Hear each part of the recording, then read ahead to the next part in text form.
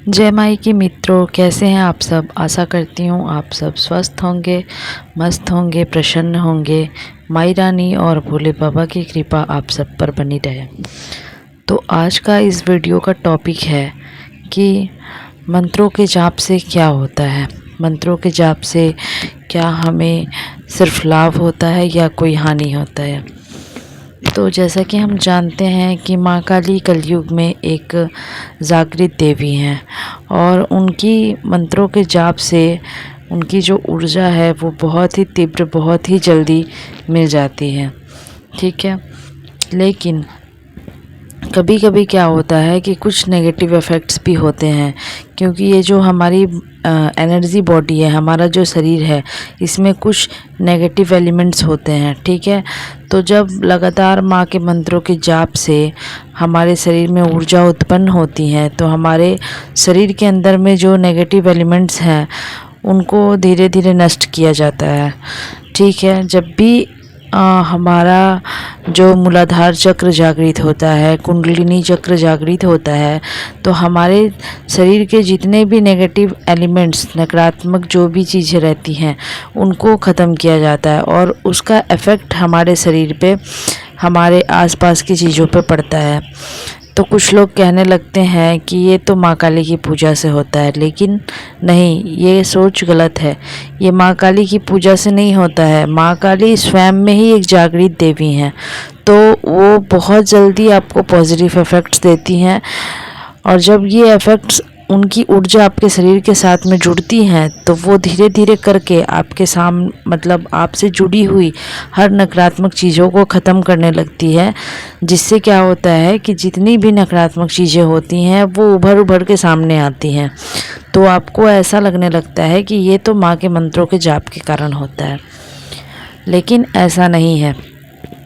दूसरी बात यह है कि माँ की जो ऊर्जा है वो बहुत ही तीव्र होती है, तो उसके लिए हमारा जो ऑरा है, हमें उसे स्ट्रॉन्ग करना पड़ेगा। ठीक है, जैसे मान लीजिए मैं एक एग्ज़ाम्पल बताती हूँ कि एक वायर है। ठीक है, उस वायर में हाई वोल्टेज का करंट दौड़ रहा हो, तो हाई वोल्टेज के करंट को बर्दाश्त करने के लिए वायर का स्ट्रॉन्ग होना बहुत ज़रूरी होता है। अन्यथा क्या होता है कि वायर में अगर हाई वोल्टेज का करंट दौड़ेगा और वायर स्ट्रॉन्ग नहीं रहेगा तो वायर ब्लास्ट कर जाता है। उसी तरह से जब आप माँ काली के मंत्रों का जाप करते हो तो माँ काली के मंत्र इतने तीव्र होते हैं कि अगर आपका ऑरा स्ट्रॉन्ग नहीं रहा तो आपको कुछ नेगेटिव भी रिजल्ट्स मिल सकते हैं। ठीक है, तो इसके लिए हमारे ऑरा का स्ट्रॉन्ग होना बहुत ही ज़रूरी होता है। दूसरा बात यह है कि बहुत से लोग कहीं से भी मंत्रों को उठाकर उसका जाप करने लगते हैं, और जाप की संख्या जैसे जैसे बढ़ती जाती है, हमारी जो ऊर्जा होती है वो अनियंत्रित होने लगती हैं, जिसके कारण लोगों को बहुत से इफ़ेक्ट्स दिखते हैं। कुछ लोग कहते हैं कि हम बैठे रहते हैं कहीं भी, हमारा शरीर हिलने लगता है।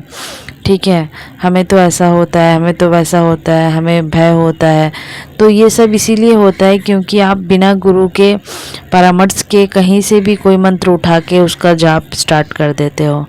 ठीक है, और वैसे भी ओम क्रीम कालिकाय नमः जो है, ये माँ काली का बहुत ही तीव्र मंत्र है। ठीक है, तो आपको जब भी आप मंत्र का जाप करो तो आप सबसे पहले तो आप गुरु धारण करो, और गुरु देखेंगे कि आप किस मंत्र के योग्य हो। जैसे हमारे रियल लाइफ में आप देखते हो, हमारे जो टीचर्स होते हैं वो देखते हैं कि हमारा बच्चा किस सिलेबस के लायक है। जिस सिलेबस के लायक रहता है उसी सिलेबस के अनुसार उनके टीचर उनको पढ़ाई कराते हैं।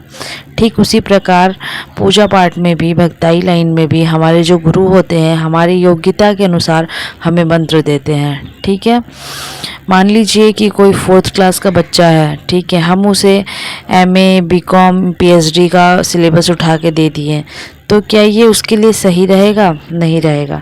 इसी प्रकार से भक्ताई लाइन में भी हमारी ऑरा को देख के, हमारी एनर्जी बॉडी को देख के हमारे गुरु, हमारे जो योग्य गुरु हैं, जो सालों से इस लाइन में हैं, वो हमें मंत्र देते हैं और उस मंत्र के जाप से ही हमें फल प्राप्त होता है। ठीक है, ये हो गया मंत्रों की ऊर्जा के बारे में। अब अगर गुरु नहीं है और हम जाप कर रहे हैं और अभी हमें गुरु मिले नहीं हैं तो हम क्या करें। तो जब भी आप मंत्र जाप करते हो और मंत्रों की जाप से ऊर्जा अनियंत्रित हो जाती है, आपको ऐसा लगता है कि कुछ अलग प्रभाव हो रहा है ऊर्जा के कारण, तो आप ओम नमः शिवाय का जाप स्टार्ट कर दो। क्योंकि माँ काली को शांत करने के लिए भोले बाबा ही एकमात्र ऐसे हैं जो माँ को शांत कर सकते हैं, माँ की ऊर्जा को नियंत्रित कर सकते हैं। तो जब भी आप माँ की किसी भी मंत्र का जाप करो तो उसके साथ में आप ओम नमः शिवाय का जाप करो, ताकि माँ की ऊर्जा नियंत्रित रहे। ठीक है, तो आशा करती हूँ आपको मेरी वीडियो अच्छी लगी हो। अगर अच्छी लगी हो तो लाइक, शेयर और कमेंट करना ना भूलें।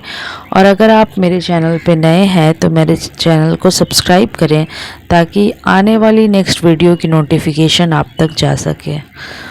जय माता दी, आपका दिन शुभ हो।